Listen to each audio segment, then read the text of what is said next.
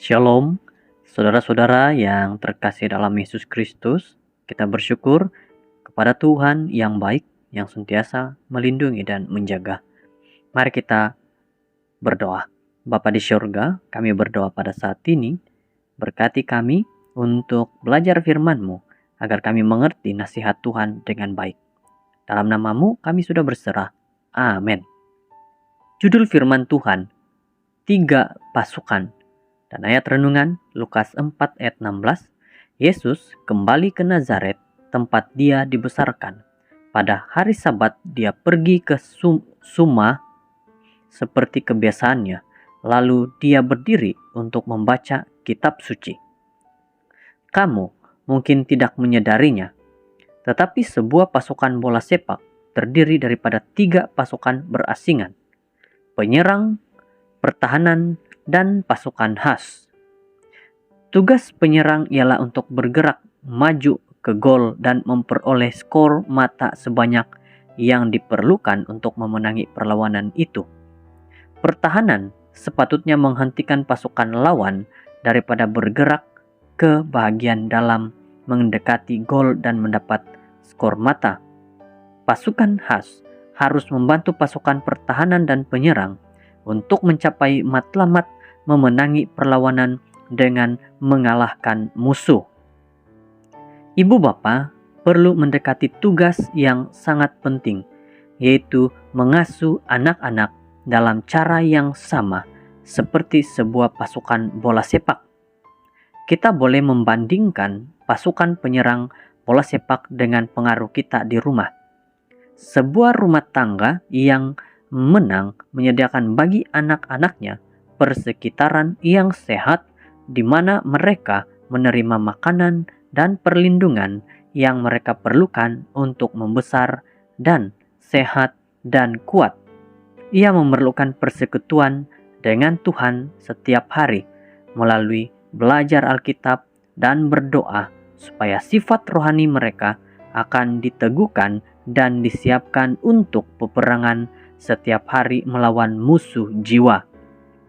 Kita boleh menyamakan kehidupan gereja dengan pasukan pertahanan bola sepak. Ia melengkapi kehidupan rumah tangga, menguatkan pelajaran-pelajaran yang dipelajari di bawah bumbung program sekolah Sabat dan pelayanan kebaktian yang bermakna. Ini menarik anak-anak lebih dekat kepada Tuhan dan ke dalam persekutuan dengan umat percaya yang lain yang seumur dengan mereka. Paulus menuliskan bahwa kita tidak sepatutnya mengabaikan daripada berhimpun seperti yang dilakukan oleh setengah-setengah orang. Nasihatilah sesama sendiri, terutamanya setelah kamu sadar hari Tuhan itu kian hampir. Ibrani 10 ayat 25. Sekolah gereja berfungsi dalam cara yang sama seperti khas bola sepak. Guru-guru yang soleh dan kaki tangan yang komited boleh memutraikan dalam pikiran dan hati anak-anak kita kasih Tuhan dan pengharapan keselamatan kekal setelah pekerjaan dasar telah didirikan di rumah dan di gereja. Walaupun kita telah membandingkan kedua-duanya di sini, namun pertempuran di padang sukan tidak dapat dibandingkan dengan peperangan untuk jiwa anak-anak kita. Semoga kita mengambil kesempatan dari setiap menit untuk menggunakan kesemua 3 pasukan rumah, gereja, dan sekolah gereja untuk menjadikan orang-orang muda kita para pemenang dalam hidup ini dan untuk kekekalan.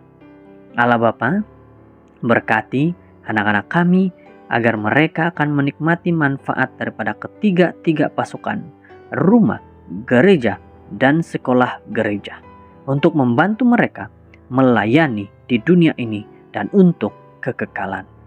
Saudara yang terkasih, 3 pasukan yang dinyatakan yaitu rumah gereja dan sekolah gereja itu haruslah dapat ada di dalam sebuah keluarga pada saat ini untuk membuat keluarga anak-anak itu lebih teguh kukuh kepada Tuhan. Terima kasih, semoga kita mendengar firman Tuhan ini dan diberkati dengan baik. Kita berdoa. Tuhan di surga, terima kasih dengan nasihat-Mu tentang tiga pasukan, yaitu rumah, gereja, dan sekolah gereja. Itu adalah keperluan bagi keluarga pada saat ini dan bagi anak-anak. Terima kasih Tuhan karena menasihati kami melalui firman ini. Dalam nama-Mu kami bersyukur. Amin.